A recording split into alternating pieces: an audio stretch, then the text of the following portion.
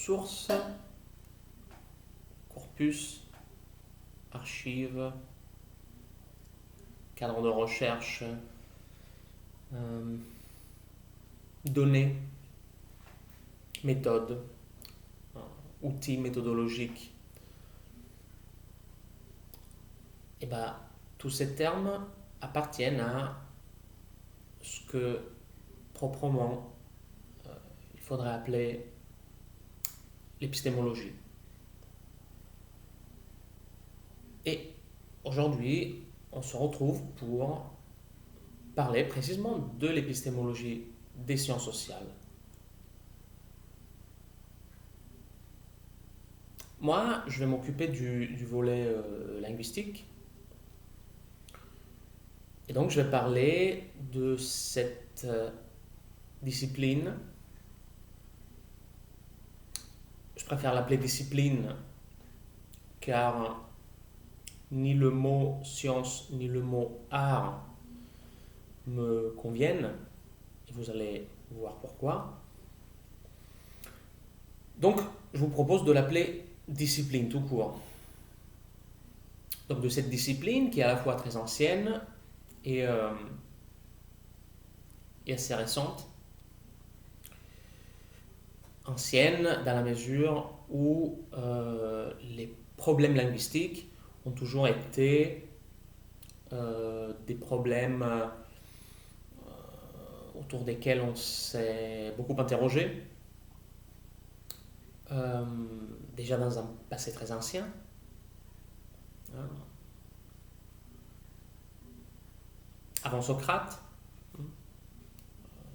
déjà, les philosophes qu'on appelle les présocratiques s'interrogeaient largement autour des problèmes qu'aujourd'hui on qualifie de problèmes linguistiques.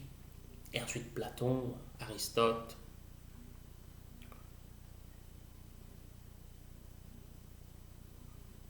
Et, disons, ces problèmes de nature linguistique, concernant la langue, le langage et tout ce qui tourne autour de ces éléments.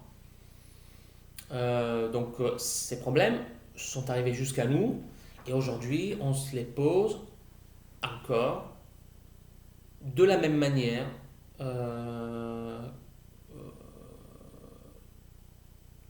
que Platon ou Aristote ou les auteurs présocratiques. Exactement de la même manière. Et assez souvent, peut-être pas les réponses qu'on donne à ces problèmes, ces questions, mais certainement les outils qu'on emploie sont encore aujourd'hui largement sont les héritiers des principaux outils que ces auteurs-là nous ont laissés. Donc une discipline qui a affaire avec une problématique très ancienne, très ancrée dans la plus pure recherche intellectuelle dès le passé le plus ancien, et en même temps, je disais, une histoire assez récente en tant que discipline indépendante, disons ça comme ça, parce que de linguistique à proprement parler, on commence à l'appeler linguistique, disons majoritairement au début du XXe siècle. Et encore, tout le monde ne l'appelait pas, au début du XXe siècle, tout le monde ne l'appelait pas linguistique.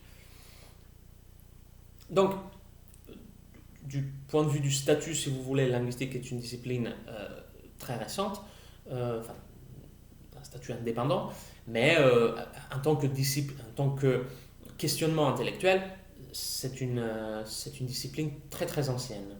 Enfin, les problèmes, les questions que la linguistique se pose sont des problèmes très anciens.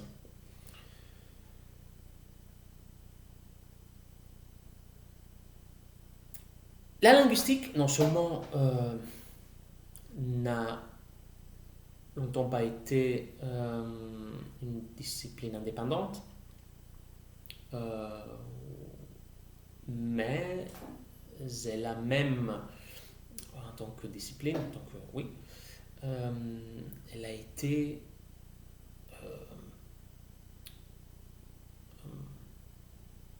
appelée sous d'autres manières, et certainement un des noms que la linguistique a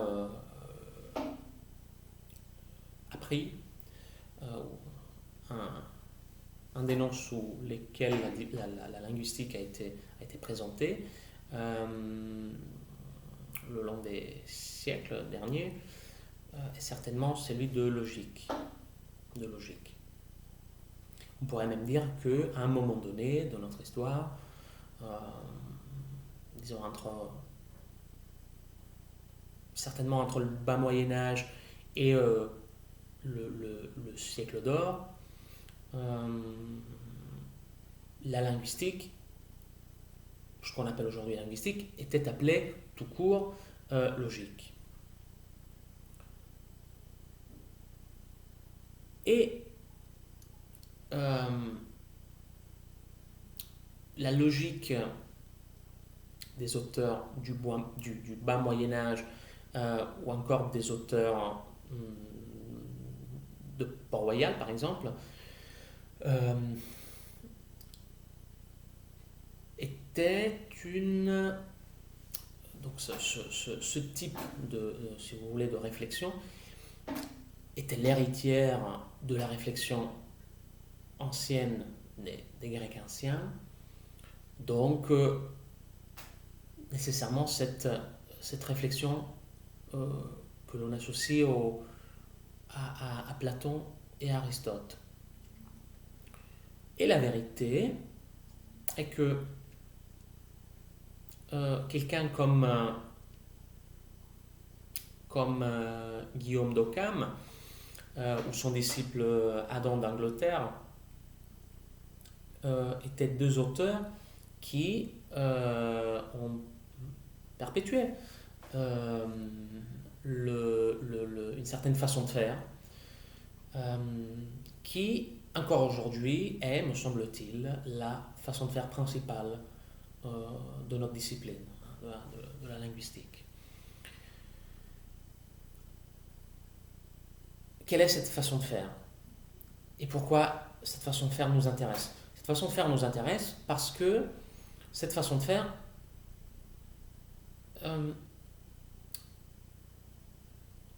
donne à la linguistique une certaine forme, qui est la forme que l'on retrouve même aujourd'hui.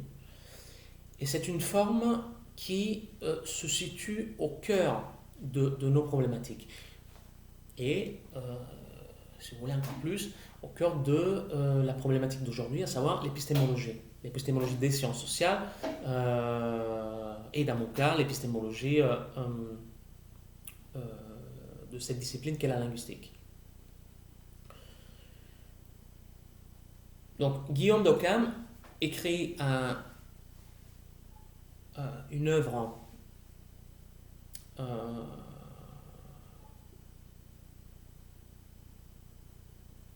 qui encore aujourd'hui est largement discutée, peut-être pas assez, mais qui est encore beaucoup discutée et qui est une des grandes œuvres de son époque.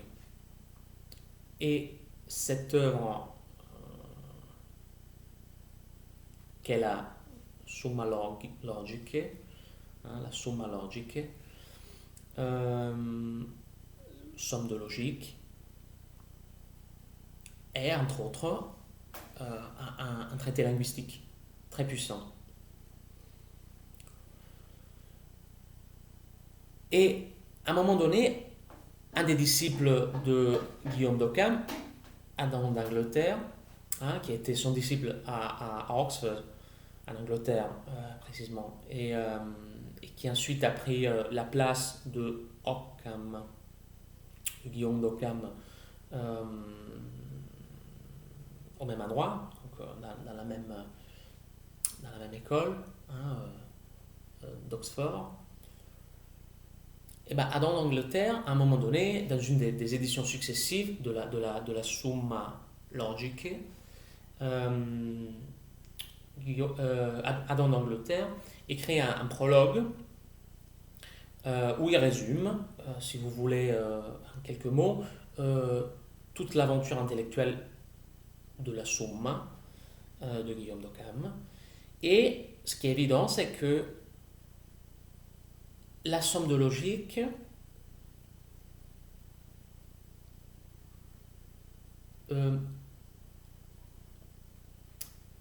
s'interroge autour d'une question qui est celle du discernement. Discerner le vrai du faux. Discerner le vrai du faux. Voilà, si vous voulez, un résumant, de manière un peu brutale, mais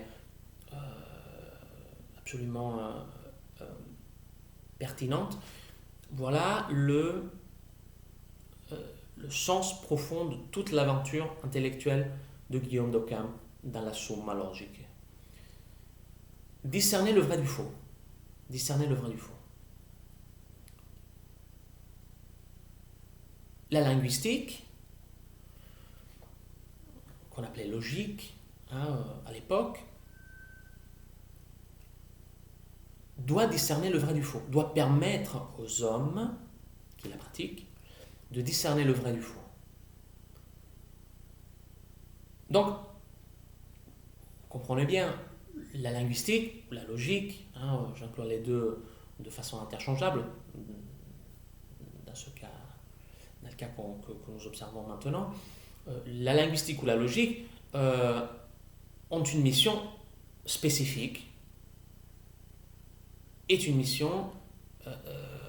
ont une mission très importante, fondamentale pour le progrès des connaissances, de la connaissance. Probablement, à l'époque, on parlait de connaissances au singulier. Ce n'était pas les connaissances, mais c'était la connaissance. La connaissance était unitaire, unique et indivisible. Et, par ailleurs, Adam d'Angleterre en parle, toutes les disciplines que l'on pratiquait à l'époque, que l'on étudiait à l'époque, que l'on pratiquait à l'époque, devaient servir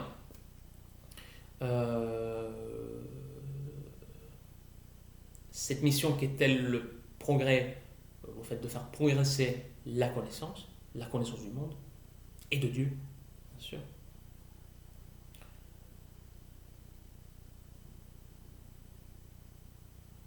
Ce monde qui est le reflet de Dieu. Et donc, la logique, la linguistique, devait donc permettre aux hommes de discerner le vrai du faux. Donc, une mission très ambitieuse, et qui est une mission qui appartient à la linguistique dès le début. Pourquoi j'ai pris le temps de vous dire que Guillaume d'Occam, Adam d'Angleterre, la linguistique du bas Moyen-Âge encore jusqu'aujourd'hui, est l'héritière de la réflexion des Grecs anciens. Non pas par goût de l'anecdote ou pour faire de l'histoire un peu comme ça, un peu simpliste. Non, pas du tout. Je vous ai dit ça car je voulais vous montrer à quel point une certaine ambition gnoséologique, donc en termes de capacité de comprendre, capacité de faire comprendre, de pénétrer le réel, le sens profond du réel, est attribuée à la linguistique dès le début. Guillaume d'Occam, Adam d'Angleterre, leurs disciples, leurs élèves, pensent, comme Aristote, comme Platon, et comme les auteurs présocratiques, que ce type de réflexion, qu'aujourd'hui on peut appeler linguistique, la réflexion linguistique doit permettre, et qui est intimement liée à la logique, de toute manière, dès le début, logique aussi au sens, il faut bien entendre logos, quand on parle aussi de logique, donc de raison, de discours rationnel, de discours menant à la vérité, ou une certaine forme de vérité, on va discuter ça après. Donc la linguistique a cette ambition dès le début, c'est l'ambition de discerner le vrai du faux.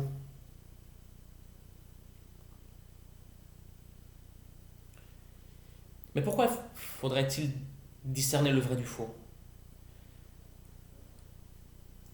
Eh bien, dans le monde,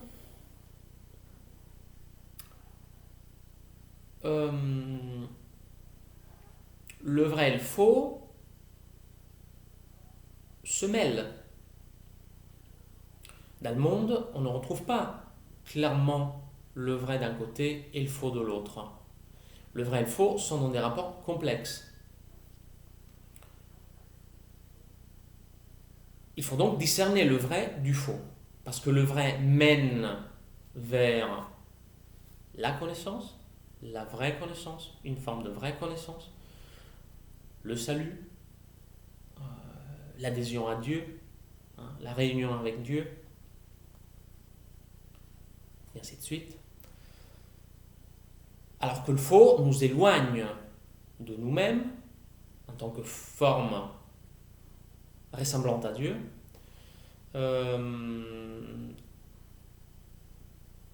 donc en tant qu'être humain créé à l'image de Dieu, et nous éloigne de Dieu lui-même et du monde qui devrait être à l'image de ce Dieu, hein, qui est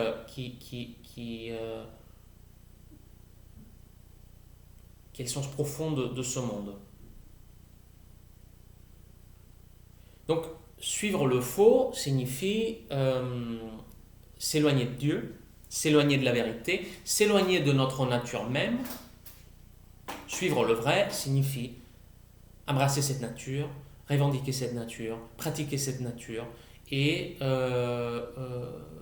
arriver là où cette nature nous permet d'arriver.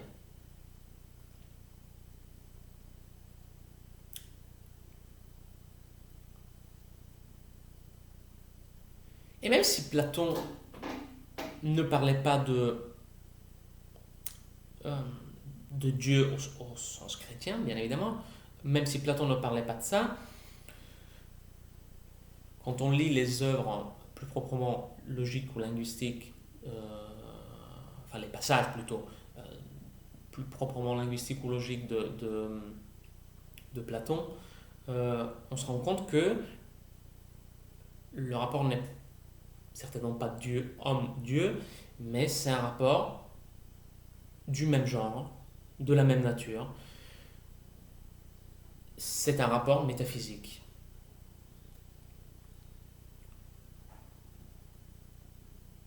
C'est un rapport métaphysique, de nature métaphysique.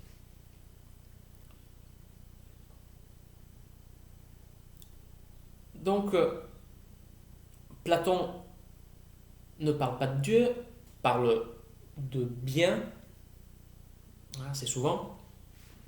Donc c'est ça le mot que Platon met à la place du mot Dieu. C'est le bien, c'est la poursuite du bien, c'est l'accès au bien.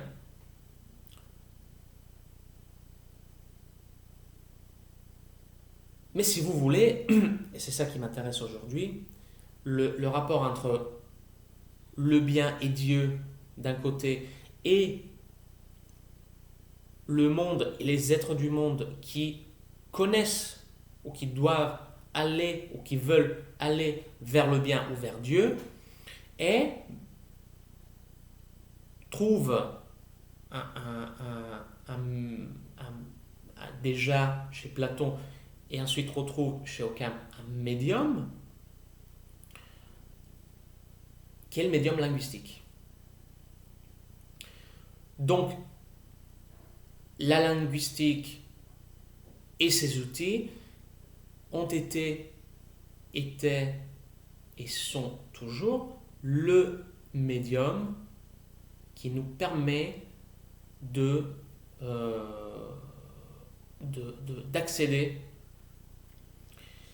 à une forme de connaissance qui a à faire avec quelque chose qui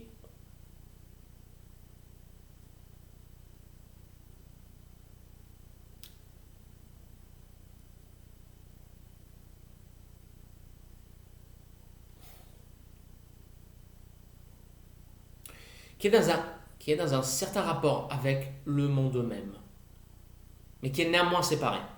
Mais qui est néanmoins séparé. D'où mon emploi de métaphysique. Parler de métaphysique signifie parler de quelque chose, enfin de deux entités qui sont dans un rapport de séparation.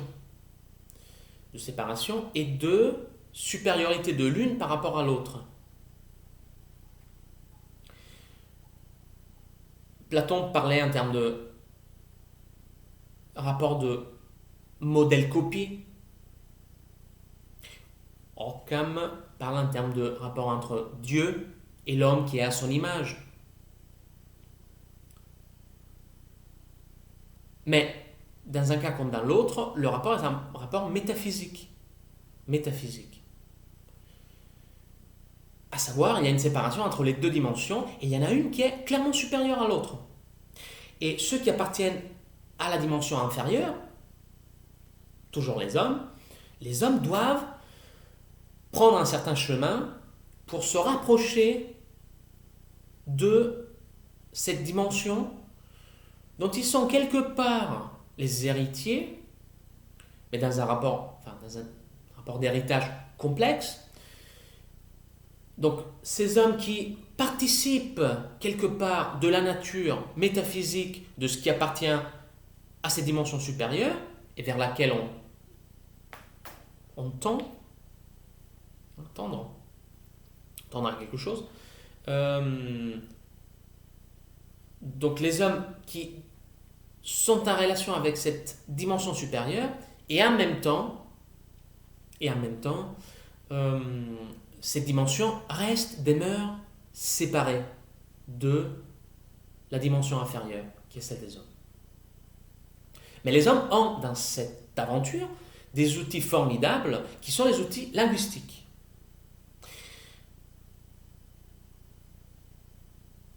Dans le cas de Occam et d'Angleterre et de leurs disciples, les outils linguistiques nous permettraient de discerner sur Terre le vrai du faux. Le vrai du faux. Et en cela, les outils linguistiques nous permettraient de se rapprocher ou de s'éloigner, si utilisés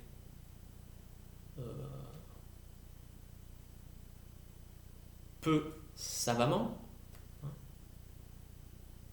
au sens de savant, de savoir,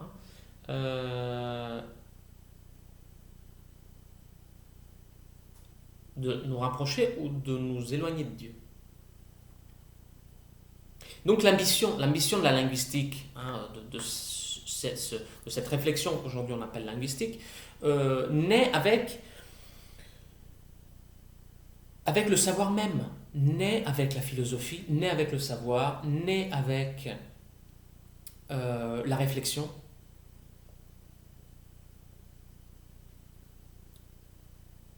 Cette ambition concerne l'origine même du savoir. Donc, on pourrait résumer ainsi. On a tout de suite eu, au moment même où une certaine idée du savoir naît, on imagine déjà que les outils linguistiques seront les principaux outils, assez souvent, qui nous permettront d'accéder à la connaissance. Donc au moment même où une certaine idée du savoir naît, les outils linguistiques sont au cœur de l'aventure gnoséologique, de notre aventure gnoséologique.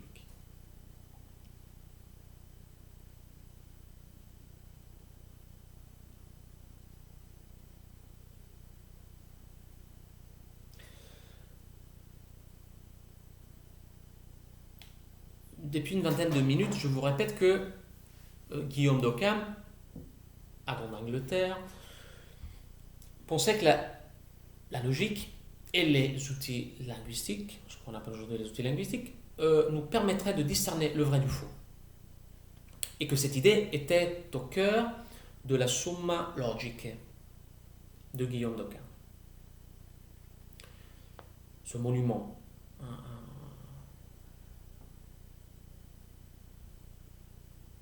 de connaissance du Moyen Âge, du bas Moyen Âge. Mais discerner le vrai du faux, mais comment discerner le vrai du faux? Selon Occam, selon Adam. Pour discerner le vrai du faux, il faut se référer au contenu propositionnel. Au contenu propositionnel. Donc,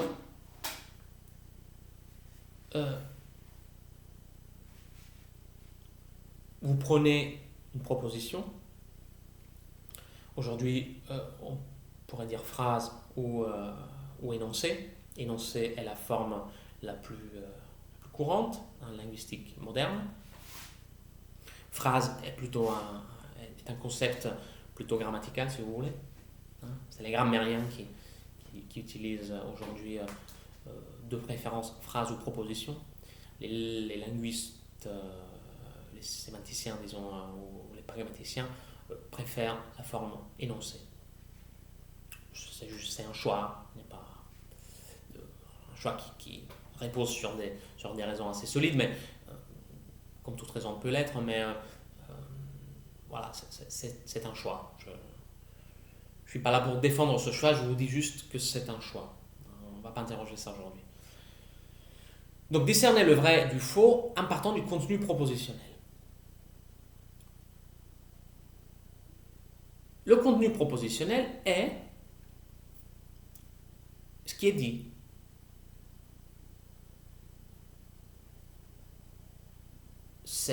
Le contenu propositionnel est ce qui est dit, est le contenu de l'énoncé, de la proposition, de la phrase, est ce dont la phrase parle, ce à propos.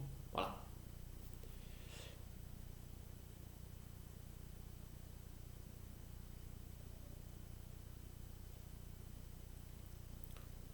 Donc la phrase, la proposition, dit quelque chose à propos de quelque chose.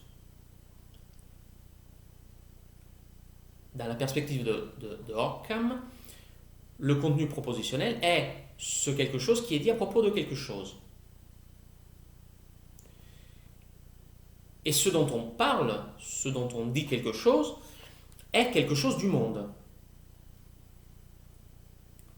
Il peut s'agir d'un concept du monde.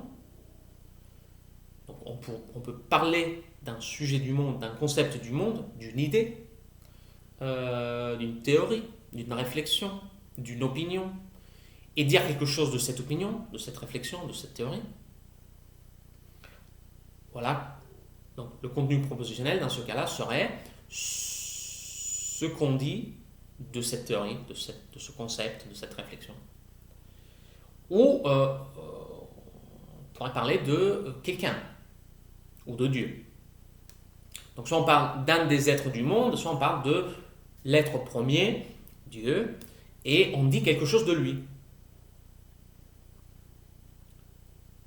Ce qui est dit de Dieu est le contenu propositionnel. Donc le contenu propositionnel n'est pas la forme avec laquelle on dit quelque chose, de quelque chose,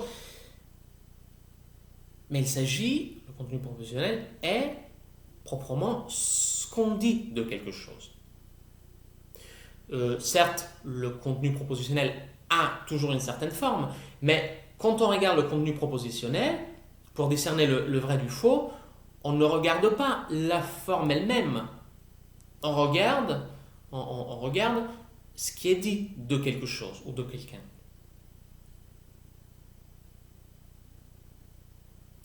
Bien évidemment, la forme influence. Une certaine forme signifie que l'on est en train de dire quelque chose ou de quelqu'un. Mais la forme n'est pas ce qui n'est pas elle-même responsable de la vérité ou de la fausseté de ce qui est dit, de ce qui est affirmé. Donc, de ce point de vue-là, on pourrait dire que le responsable de ce qui est dit faussement ou véritablement est celui qui parle ou qui écrit. Donc ça, c'est un responsable matériel, si vous voulez, mais qui assez souvent est absent, dans le cas, par exemple, d'un traité ou d'une réflexion écrite, de toute réflexion écrite. Le responsable matériel n'est pas présent. Néanmoins, ce à quoi on a affaire, est bien le contenu propositionnel. Donc, ce qu'il faut, donc même s'il y a quelqu'un de matériellement responsable de la vérité ou de la fausseté d'un énoncé, du contenu propositionnel d'un énoncé, ce qui intéresse les linguistes, c'est plutôt en regardant ce contenu propositionnel, de pouvoir dire si ce contenu est vrai ou faux. Donc, si ce qui est dit est vrai ou faux par rapport au monde. Voilà l'aventure de Guillaume d'Ockham. Donc, selon Guillaume, on devrait même regarder un contenu propositionnel et, grâce aux outils de la linguistique, pouvoir dire si ce contenu est vrai ou faux. Et par là, donc, accéder soit à la vraie connaissance, soit à une forme d'ignorance plus ou moins dangereuse, mais qui de toute manière nous éloigne de Dieu, qui doit être dans la vision de Ockham, qui devrait être ce à quoi on aspire, ce vers quoi on se dirige.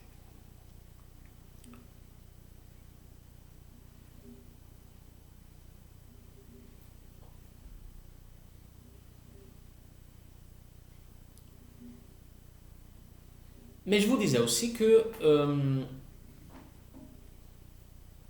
on fait un pas de plus, cette position de Guillaume d'Ockham est encore la position classique des référentialistes aujourd'hui. Et la plupart des linguistes sont référentialistes. Le 99% des linguistes aujourd'hui et dans le passé ont été référentialistes. Donc ont toujours exprimé un certain rapport avec la référence, et la référence est tout ce qui a à faire avec le monde, le vrai et le faux. Et quasiment tous les linguistes pensent que le vrai et le faux existent et que les outils linguistiques sont toujours, comme à l'époque de Guillaume, les principaux outils pour discerner le vrai du faux. Donc, toute l'aventure contemporaine de la linguistique, ou toute l'aventure de la linguistique contemporaine, tourne autour des notions de vérité et de fausseté par rapport à la référence.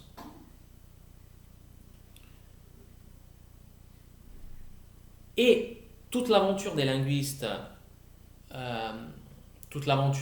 contemporains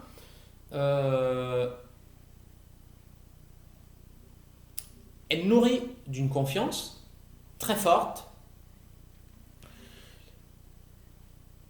dans la possibilité de pouvoir évaluer ces énoncés, ces contenus propositionnels. Évaluer.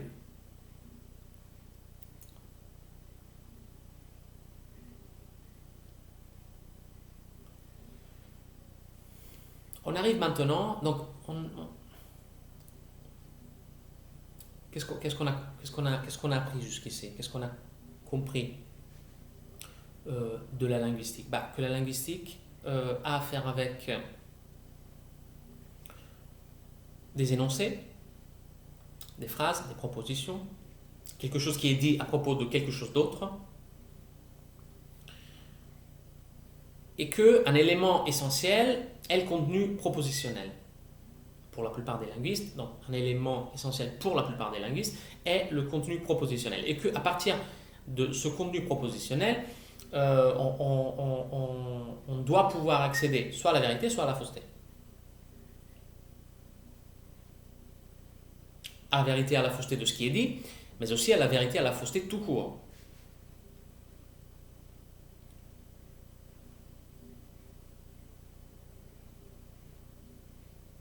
Dieu ou le diable, hein, dans les termes, si vous voulez, de cette théologie du Moyen-Âge, de cette réflexion du Moyen-Âge. Donc il y a des propositions, et les linguistes regardent ces propositions pour discerner le vrai du faux.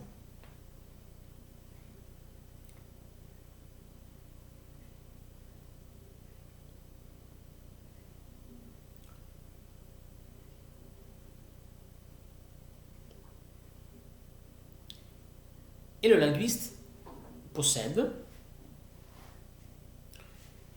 le linguiste qui était Occam, le linguiste qui était Adam,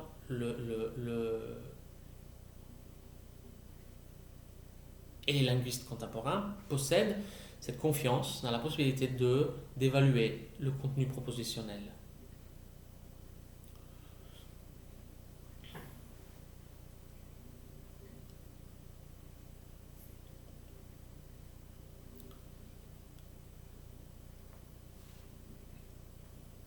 Le contenu a à faire avec le vrai et le faux. Le vrai ou le faux. Et le contenu est ce que l'on regarde de préférence.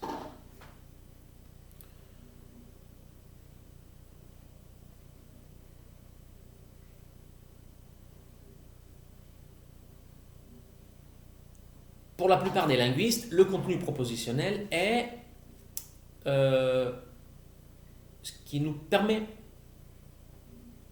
d'accéder à la vérité ou à la fausseté.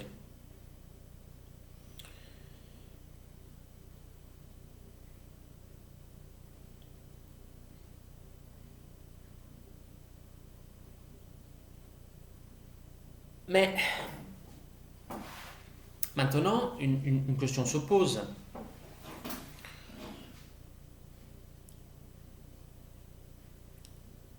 Et là, on revient sur des problématiques éminemment épistémologiques. Si le linguiste, si Guillaume, à son époque, pouvait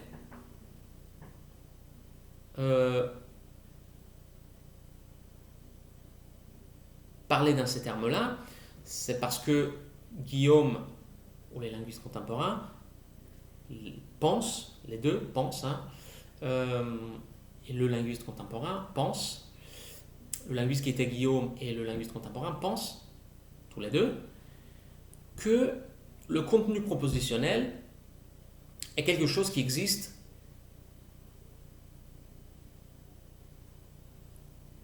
en dehors de celui qui regarde ce contenu propositionnel.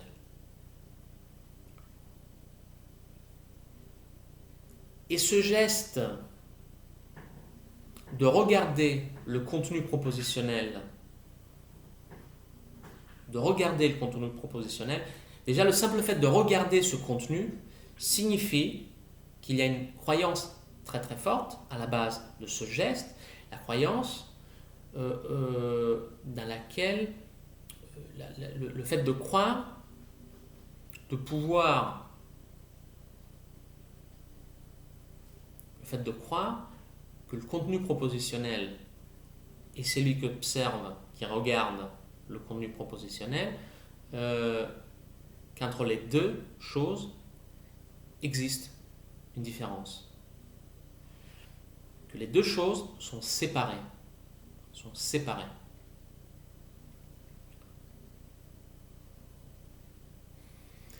Cette réflexion qui peut paraître un peu simple, voire anecdotique, est au cœur de notre problématique et de toute problématique épistémologique. Si le linguiste pense pouvoir observer un contenu propositionnel, c'est parce que il pense que le contenu propositionnel existe en dehors de lui-même.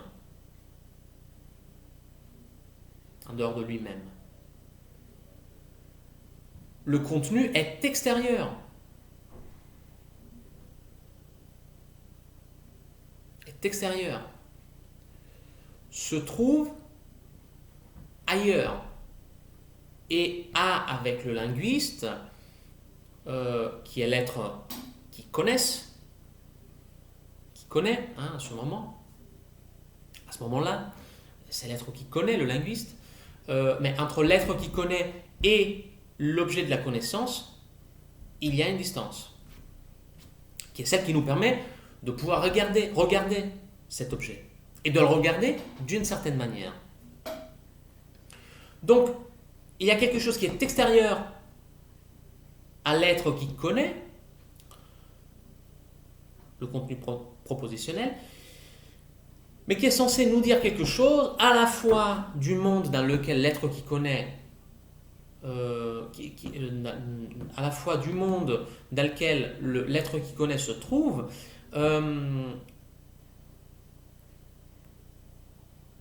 mais aussi ce contenu propositionnel doit pouvoir nous dire quelque chose de l'être qui connaît lui-même.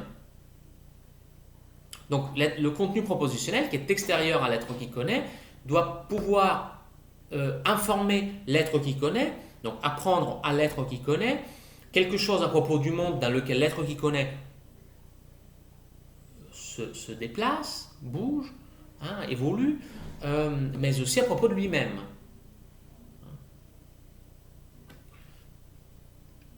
Et donc l'être qui connaît regarde le contenu propositionnel avec beaucoup de confiance, confiance dans sa capacité du contenu propositionnel à être vrai ou faux, mais surtout donc sa capacité à nous dire, quelque chose de lui-même, bien sûr, donc une certaine, si vous voulez,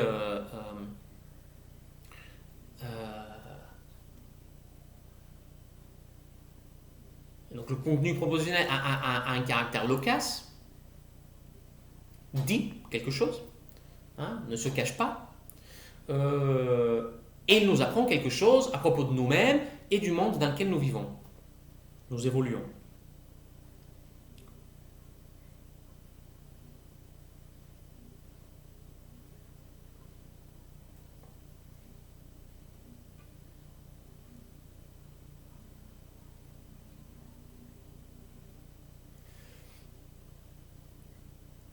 Mais le contenu propositionnel reste comme quelque chose, même si ce contenu propositionnel nous dit quelque chose de nous-mêmes et du monde, ce contenu propositionnel reste quelque chose d'extérieur. Donc on imagine que quelque chose d'extérieur puisse nous apprendre quelque chose de nous-mêmes ou du monde que l'on connaît. Et là, vous voyez bien à quel point la méthode, puisque là, il s'agit d'une méthode, la méthode du linguiste est exactement la même que celle de tous les autres hommes de science qui évoluent dans le monde. Et la même de l'anthropologue, de beaucoup d'anthropologues, de beaucoup de sociologues, de beaucoup de savants qui s'occupent de physique, chimie, et ainsi de suite. C'est la science. Le linguiste adhère au discours de la science. Et le discours de la science est d'une certaine science, bien évidemment, mais qui est la science majoritaire, gagnante, quelque part la seule science existante, dans la mesure où c'est la seule manière de procéder que l'on qualifie de science, de scientifique. Donc cette science est une science qui se définit par rapport à un geste qui est celui de séparer l'objet et le sujet. Le sujet qui connaît, et qui connaît en observant, et qui connaît en observant quelque chose qui est un objet que l'on observe et qui est extérieur au sujet qui observe. Hein. Le simple fait de pouvoir observer signifie que l'objet est extérieur à l'observateur. Est extérieur à l'observateur. Voilà la méthode. Voilà la méthode des linguistes, voilà la méthode de tout homme de science. Et en cela, la linguistique, enfin disons la linguistique dont on a parlé jusqu'ici, à savoir la linguistique mainstream, la linguistique gagnante, la linguistique de succès, la linguistique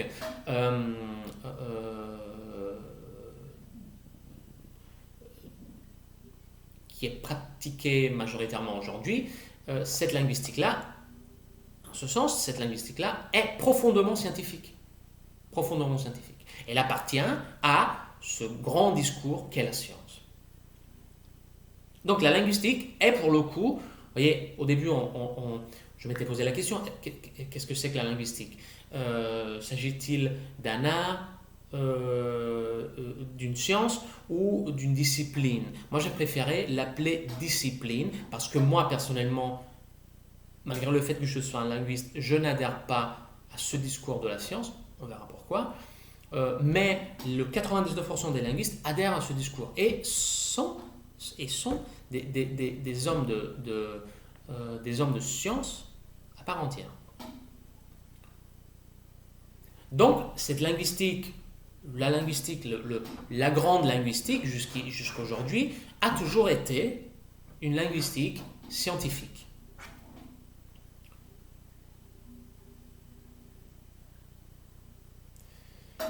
Et à ce moment-là, moi je souhaite faire référence à un auteur qui a dit clairement une chose que tout homme de science ignore, de cette science, hein, de ce qu'on appelle aujourd'hui la science, mais qui n'est pas la seule science possible, mais ce qu'on appelle aujourd'hui la science, c'est ça. Hein, c'est ce dont on parle, c'est ce rapport à l'objet. Hein, ce rapport d'un sujet à l'objet.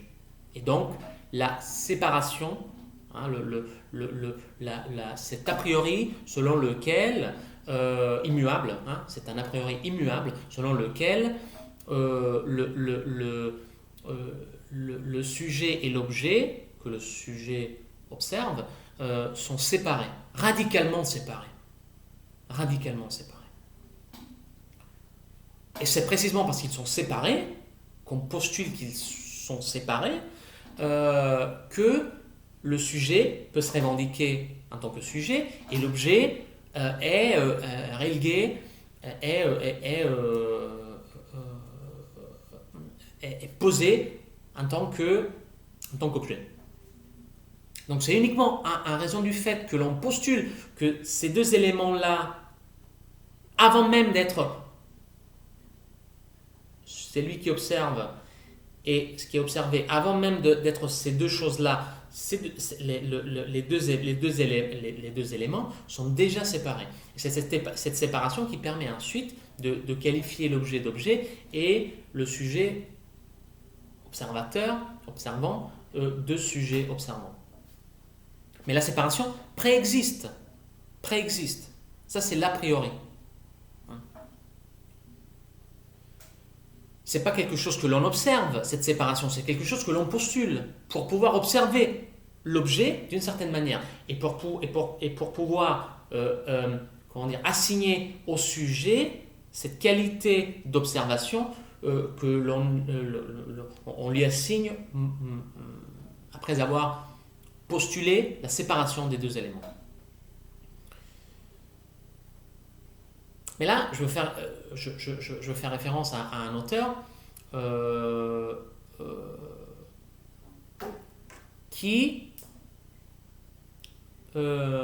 pointe du doigt la limite associée à cette façon de faire. Hegel. Ce que Hegel dit,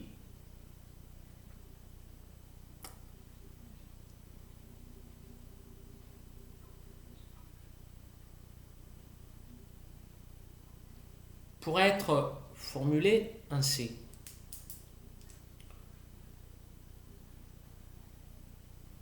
Une des idées que Hegel nous laisse en héritage, une des plus belles idées que Hegel nous laisse en héritage, pourrait être formulée ainsi.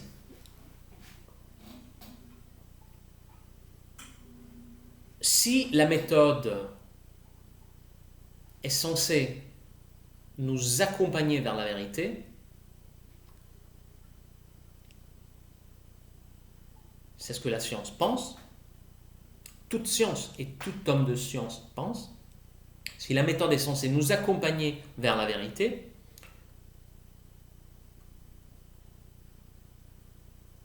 la méthode n'appartient pas à la vérité. Mais si la méthode n'appartient pas à la vérité, la méthode ne peut absolument rien nous dire à propos de la vérité. Voilà le point de Hegel. Si la méthode n'est pas elle-même vérité, si la méthode n'appartient pas elle-même à la vérité, eh bien cette méthode ne pourra rien nous apprendre à propos de la vérité. Mais comme on a vu, la méthode est méthode pour la science, précisément parce qu'elle nous accompagne vers quelque chose. Sinon, il ne s'agit pas d'une méthode. Une méthode est par définition quelque chose qui doit nous accompagner, est un médium qui doit nous accompagner vers ce qu'on est sur le point de connaître, mais qui est un objet extérieur à nous. Donc, Hegel le dit très bien et résume avec sa réflexion toutes les apories, la limite essentielle de toute démarche qui se revendique du côté de la science. La méthode est quelque chose qui, pour être méthode, doit nous accompagner vers la vérité. Mais si cette méthode, pour être méthode, doit nous accompagner vers la vérité, cela veut dire que cette méthode n'appartient pas à la vérité. Et en tant que telle, elle ne peut rien nous apprendre à propos de la vérité même. Elle-même.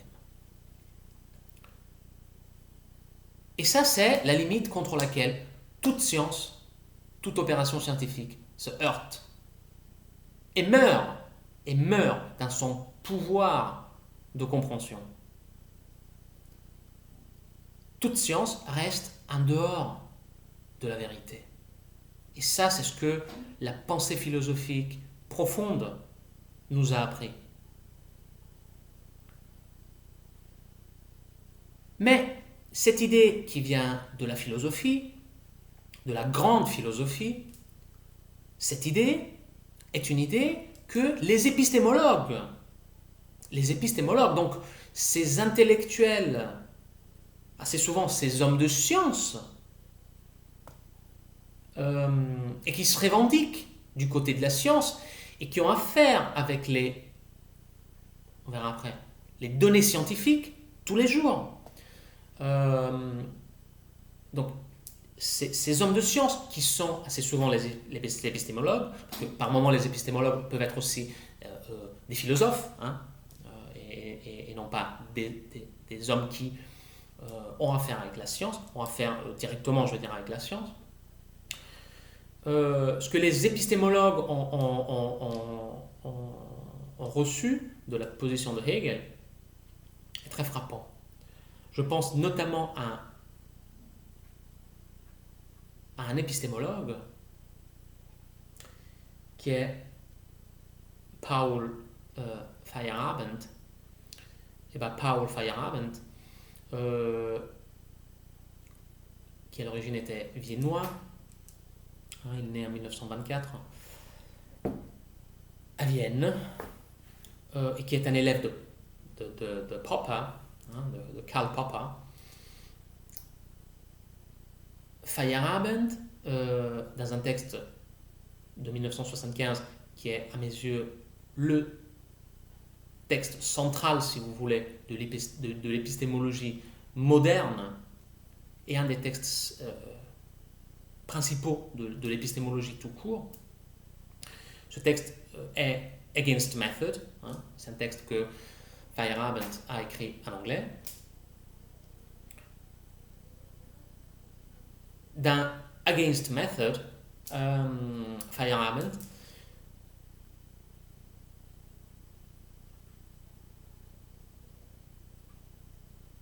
montre à quel point la seule méthode possible consiste, la méthode, il faut la mettre entre guillemets, mais la seule méthode, si une méthode existe, la seule méthode, si une méthode, comment dire, fructueuse et non pas mortifère, comme la méthode scientifique. La méthode scientifique est une méthode mortifère, et Feyerabend montre très très bien pourquoi la méthode scientifique est une méthode mortifère au sens où elle tue, d'Albert Sceaux, toute nouveauté, toute réflexion féconde. Et donc prépare l'impossibilité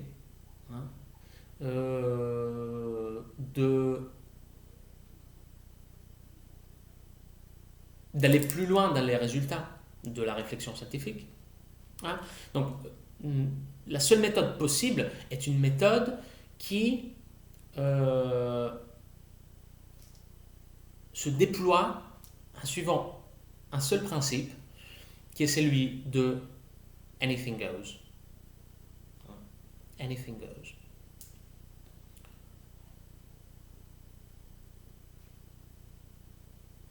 Donc, quelque part, le seul principe d'orientation vraiment fructueux est, si vous voulez, le refus de tout principe visant l'orientation de la science. La démarche, l'orientation de la démarche, si vous voulez, scientifique. Donc la seule chose que le véritable homme de science, le véritable intellectuel, le véritable chercheur, c'est lui qui cherche la vérité, qui cherche la vérité, qui cherche à connaître la vérité, qui essaie de connaître la vérité, peut adopter, c'est ce principe, à savoir anything goes.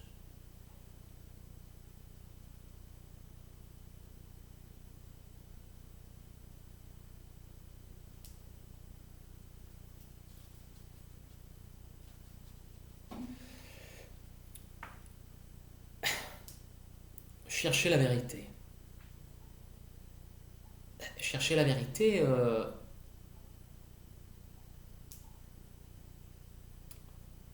pourquoi faudrait-il chercher la vérité? Est-ce que cette vérité s'est perdue? Est-ce qu'on s'est éloigné de cette vérité? Donc je fais un pas de plus là. Je ne suis plus en train de parler de Feyerabend, je suis en train de parler de revenir sur notre réflexion, sur notre réflexion la plus ample, celle qui concerne le savoir, la science, l'épistémologie des sciences sociales et linguistiques. Pourquoi faudrait-il chercher la vérité? Où est passée la vérité? Donc,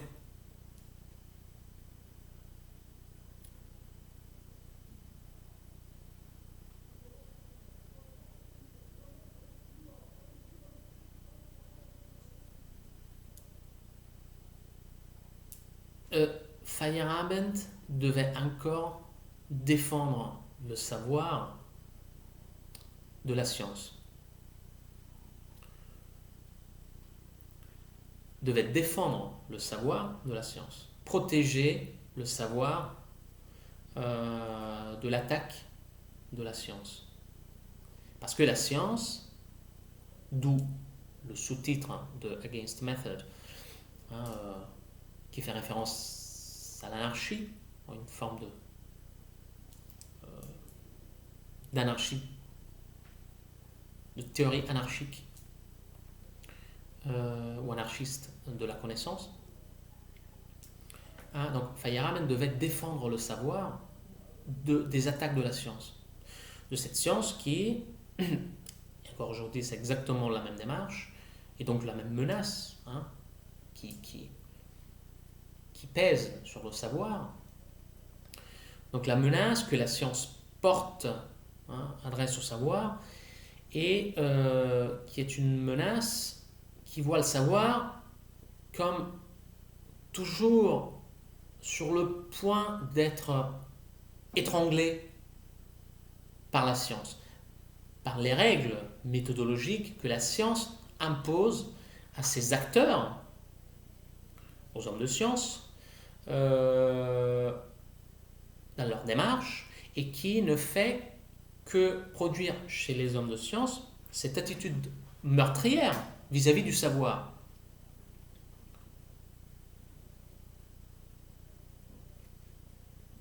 Donc Feyerabend devait défendre le savoir de la menace portée par la science. Nous aujourd'hui, on peut faire un pas de plus parce que Feyerabend a déjà défendu le savoir.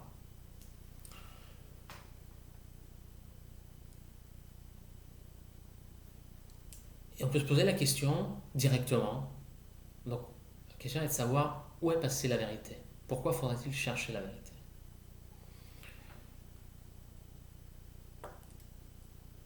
Je reviens sur Hegel. Si la méthode est censée nous accompagner vers la vérité, la méthode n'appartient pas à la vérité et donc du coup, elle ne nous apprendra rien par rapport à la vérité elle-même. Donc, il faut la seule méthode possible. Feyerabend disait, le seul principe, la seule méthode, entre guillemets, donc méthode au sens faible dans le cas de Feyerabend, le seul principe qui peut orienter l'action de l'homme de science est le principe anything goes. Anything goes.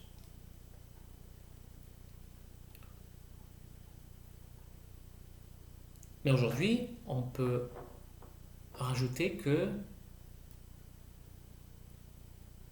la seule chose que un homme souhaitant se rapprocher du savoir peut faire, la seule chose que cette personne peut faire,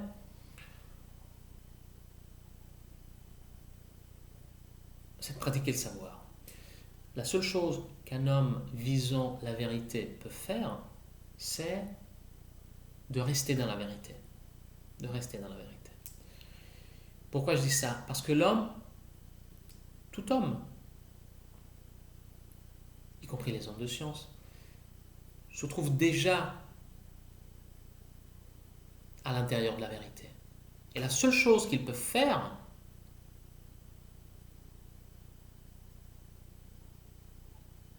la seule chose néfaste qu'ils pourraient faire, c'est, dans leur démarche, tout en essayant de chercher la vérité, voilà, c'est de sortir de cette vérité.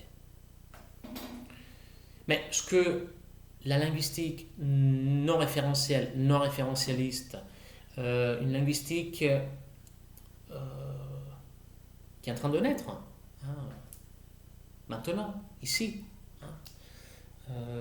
pendant qu'on parle,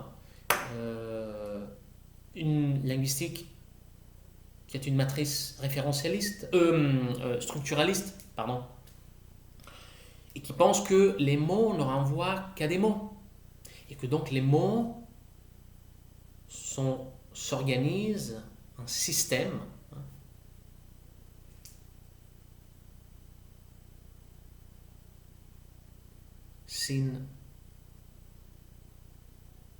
synystème. Donc les mots s'organisent en système et chaque mot renvoie à d'autres mots. La seule chose que tu peux faire, c'est de renvoyer à d'autres mots. Donc de rester, en faisant de la linguistique, pour être vraiment scientifique, pour approcher le savoir, la seule chose que tu peux faire en étant linguiste, c'est de rester parmi les mots. C'est de rester parmi les mots. Pourquoi ? Parce que les mots, comme tous les éléments linguistiques existants, appartiennent comme système au monde. Donc ces mots, organisés éventuellement en phrases, le contenu propositionnel dont on parlait tout à l'heure, et bien ces mots appartiennent au monde. Donc appartiennent à la vérité. Ces mots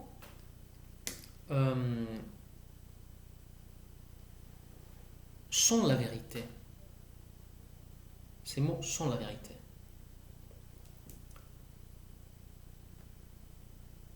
On n'a que ça. On n'a que ça. La linguistique a longtemps cru que les mots organisés en proposition pouvaient avoir un contenu propositionnel qui disait quelque chose de quelque chose ou de quelqu'un. Et qu'il suffisait de regarder ce contenu propositionnel pour apprendre quelque chose de ce dont on parlait ou de la personne dont on parlait, dont on disait quelque chose. Mais la vérité, c'est que ce qu'on dit est dit, mais ce qui est dit ne nous apprend strictement rien à propos de quelque chose d'autre. Ce qui est dit, et tout ce qui est dit est en lui-même connaissance, est en lui-même savoir. Et on peut regarder uniquement ce qui est dit. Et ce qui est dit doit être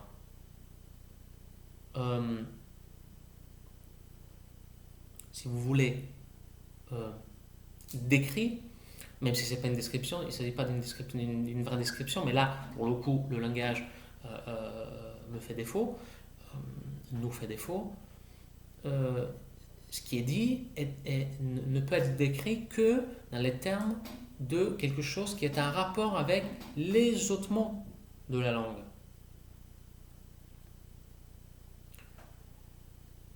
C'est un système, celui de la langue, et c'est un système dans lequel il faut rester si on veut parler de la langue. La langue est un des phénomènes du monde. Donc, en tant que telle, elle appartient à la vérité, parce que la vérité est le monde tout entier, est cette magnifique aventure de l'être qui a horreur du néant, qui n'existe pas. Il n'y a pas une seule chose qui appartient au néant, ou qui rentre dans le néant, ou qui sort du néant. On n'a que ce flux continu qu'est l'être, et les mots font partie de ce flux, font partie de l'être. Les mots sont des êtres du monde, appartiennent à l'aventure de l'être, donc appartiennent au monde. Et en tant que telles, elles ne diront rien à propos du monde, puisqu'elles sont le monde même. Les mots sont le monde même. Et ce que le linguiste peut et doit faire, c'est de se limiter quelque part, mais c'est pas une limite, vous le voyez bien, c'est de se limiter à parler des mots avec d'autres mots et de mettre ces mots en relation avec d'autres mots. Ça, c'est la seule méthode linguistique possible si l'on vise la vérité. Parce que si l'on vise la fausseté ou une forme euh, de folie, ben, à ce moment-là, on peut même continuer de parler de contenu propositionnel, se référant à quelque chose d'extérieur bien sûr à ce même contenu et appartenant au monde et qui ne pourrait être connu que sous la forme de... Mais la vérité c'est que faire de la linguistique aujourd'hui signifie comprendre que la langue elle-même est un fait du monde et que la langue elle-même appartient à la vérité et que donc du coup on ne peut pas trouver une méthode qui ne soit pas celle de rester dans le monde. Et rester dans le monde, dans le cas de la linguistique, signifie rester parmi les mots. Parmi les mots. Et commencer à accepter le fait qu'en dehors des mots, il n'y a rien en termes de sens. Et que parler, quand on parle. Point de barre. On ne parle pas de quelque chose, on fait quelque chose de spécifique quand on décide de parler. Il y a plusieurs choses qu'on peut faire dans le monde, hein. Il y a plusieurs activités, et bien la parole est une de ces activités-là. Et quand on décide de parler, ce n'est pas parce qu'on ne pourrait pas faire autre chose, c'est un choix délibéré, c'est un choix réfléchi, c'est le choix de choisir comme option celle de la parole, alors qu'on aurait pu faire autre chose. On a choisi d'employer la parole. Et quand on emploie la parole, ce n'est pas pour dire quelque chose de quelque chose qui est extérieur à la parole elle-même, c'est pratiquer la parole. Et pratiquer la parole, c'est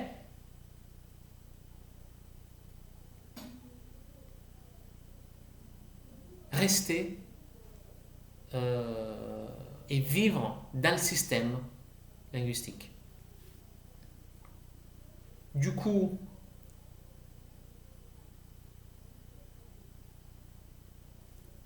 une épistémologie linguistique, quelle devrait être une épistémologie linguistique, hein? Quelle est l'épistémologie linguistique que que l'on doit défendre aujourd'hui? On a commencé en citant les principaux sujets de ce séminaire, les sources, le corpus, le cadre de recherche, les données. Mais vous voyez, il n'y a pas de corpus possible au sens scientifique de la science. Parce que déjà, le fait de choisir un texte plutôt qu'un autre, ce geste, si l'on pense vraiment qu'il faut choisir ce texte et que ce texte est supérieur pour tout un tas de raisons à cet autre texte, hein, plus saillant, et ben, ce geste est un geste arbitraire. Arbitraire. Donc il n'y a pas de scientificité possible dans le choix du corpus. Le corpus est toujours aléatoire, est toujours arbitraire. C'est une convention ou un choix, hein, selon les cas. Mais ce que je veux dire, c'est il n'y a pas de corpus qu'on puisse faire au préalable. Et de toute manière, si on a compris ce qu'on vient de raconter, ce qu'on a raconté jusqu'ici, chaque fragment de l'être appartenant à l'être et ne pouvant pas être séparés de ce flux continu, nous dira quelque chose à propos de l'être, qui est un, unique et indivisible. Du coup, peu importe ce que l'on choisit, peu importe le texte que l'on choisit, peu importe la manière dont on le regarde, pour vous que ça reste une manière de le regarder intérieur au système de la langue. Intérieur au système de la langue. Interne, hein, une manière de l'intérieur. Hein. Donc, considérons que le système de la langue est appartient à la vérité et que on ne veut pas s'attendre à ce que ce qui appartient au système de la langue nous dise quelque chose de quelque chose euh, euh, euh, à propos de quelque chose de séparé. Parce qu'il n'y a, c'est ce que j'essaie de défendre, il n'y a plus de séparation, il n'y a pas de séparation dans le flux continu de l'être, il n'y a pas de séparation. Donc euh, les mots et les hommes n'appartiennent pas à deux ordres discursifs ontologiques différents. C'est exactement le même ordre. Et donc du coup, quand les hommes parlent, ne sont pas en train de dire quelque chose à propos de quelque chose qui ne soit pas les mots. Ils sont en train précisément d'employer les mots et de vivre parmi les mots. Et donc, un bon linguiste doit pouvoir rendre compte de ce qui se fait à l'intérieur du système de la langue, et qui n'a rien à voir avec l'extérieur. Une prétendue référence qui n'existe pas. Qui n'existe pas. Parce que l'idée de référence est une idée liée, métaphysique, liée à la séparation de l'existant. Donc à une forme, si vous voulez, euh, radicale de nihilisme.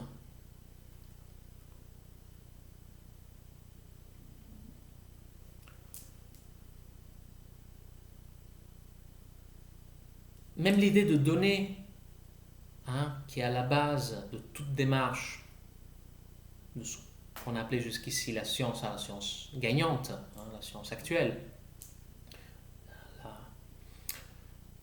Même l'idée de donner, même la forme linguistique qu'on a donnée à cette idée, donner, la forme linguistique donner est un participe passé. Donc, quand on dit réunir des données, on réunit quelque chose qui, au préalable, a déjà été, qui a déjà été achevé. Donc c'est de l'ordre du parfait. Le mot donner, c'est de l'ordre du parfait de ce qui a déjà été achevé. Alors il n'y a rien de plus faux que l'idée de donner, comme on vient de le voir, parce que l'idée que quelque chose soit donné, c'est l'idée selon laquelle quelque chose peut être un objet et non pas un sujet du monde. Donc non pas appartenir à l'aventure de l'être, mais à quelque chose qui serait de l'ordre qui serait de l'ordre du néant. Du néant. Parce que l'idée qu'on puisse avoir quelque chose de donné, c'est l'idée selon laquelle il y aurait un objet que le sujet qui connaît manipule, mais l'idée même de manipulation, l'idée de transformation, est une idée qui exprime la confiance dans laquelle, la confiance dans le fait que l'on puisse rendre ce que l'on observe quelque chose qui est manipulable, Et en tant que tel, rien n'est manipulable, rien n'est manipulable.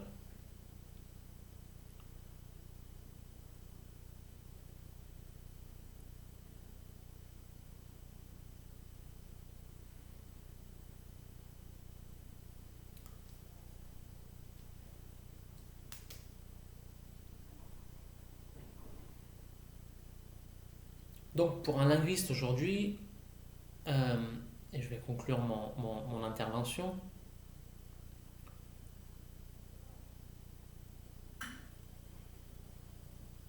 pour un linguiste aujourd'hui, il y a deux options. Soit rester dans le cadre d'une recherche linguistique référentialiste, positiviste, scientifique au sens de la science gagnante dont on parlait. Et donc penser que les mots sont quelque chose qui n'a rien à voir avec l'être et qui sont donc quelque chose qui est employé pour dire quelque chose de quelque chose et que donc les mots se réfèrent à quelque chose qui n'est pas intérieur à l'ordre linguistique, qui n'est pas interne mais externe, extérieur à cet ordre. Et donc, continuer de se poser la question de la vérité et de la fausseté en restant en dehors de la vérité. Continuons de regarder le contenu propositionnel et donc, du coup, rester séparé de la vérité. Donc, les linguistes peuvent faire ça, ou, à l'inverse, peuvent, comme le souhaitait Hegel, aller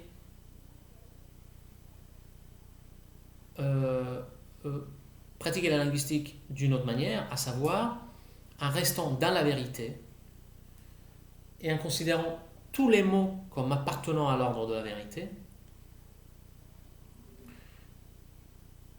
Vérité et être sont synonymes parfaits dans ce contexte. Donc rester à l'intérieur de la langue et faire dialoguer, mettre en relation, si vous voulez, un mot avec les autres mots de la langue. Et rester à l'intérieur de cet ordre, qui est un des ordres du monde, qui est un des ordres de l'être, un des éléments, un des participants à cette aventure globale qu'est l'être, et donc considérer les mots pour ce qu'elles sont, des mots, renvoyant à d'autres mots, et l'activité de parole pour ce qu'elle est, une activité en elle-même, une activité du monde, une parmi les activités du monde, et si vous voulez, une des démarches, et je dirais même une des démarches essentielles, principales de ce flux qu'est l'être, et qui est au fond cette vérité que l'on a toujours cherchée, mais par rapport à laquelle on s'est souvent éloigné, et plus on a cherché à se rapprocher de l'être en utilisant la parole comme un médium, comme un outil, plus on s'est éloigné à la fois de la langue et du monde.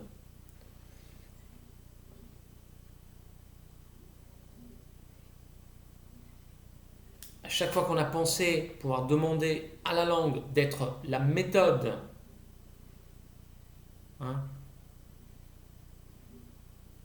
qui nous aurait accompagnés vers le monde, on s'est trompé à la fois sur le monde et sur la méthode, sur la composition du monde et sur la méthode, dans la mesure où on a pris un des éléments du monde pour une méthode capable de nous accompagner vers le monde, tout en ne faisant pas partie de ce monde. Donc on a demandé à quelque chose qui était du monde de sortir de ce monde pour nous accompagner vers un monde auquel cette méthode, dans le discours et dans l'emploi qu'on en a fait, n'appartenait plus. Alors qu'il aurait juste fallu aller vers le monde, aller vers la langue en tant qu'être du monde, et regarder la langue pour ce qu'elle est, à savoir un des éléments principaux de l'être et donc du monde lui-même. Regarder la langue, c'est déjà regarder le monde, c'est déjà regarder une partie de l'être, une partie du monde, mais il faut la regarder pour ce qu'elle est, et non pas l'employer pour essayer de dire quelque chose à propos d'éléments qui, eux-mêmes, comme la langue, sont parfaitement autonomes et qui n'ont donc pas besoin que l'on les regarde à travers un outil extérieur, puisque, comme on a répété plusieurs fois, il n'y a pas d'outil extérieur capable de nous faire rentrer dans un système. Il n'y a pas de méthode. Si la méthode est quelque chose qui doit nous accompagner vers la vérité, cette méthode nécessairement n'appartient pas à la vérité, et donc du coup ne nous apprendra rien par rapport à la vérité que l'on cherche.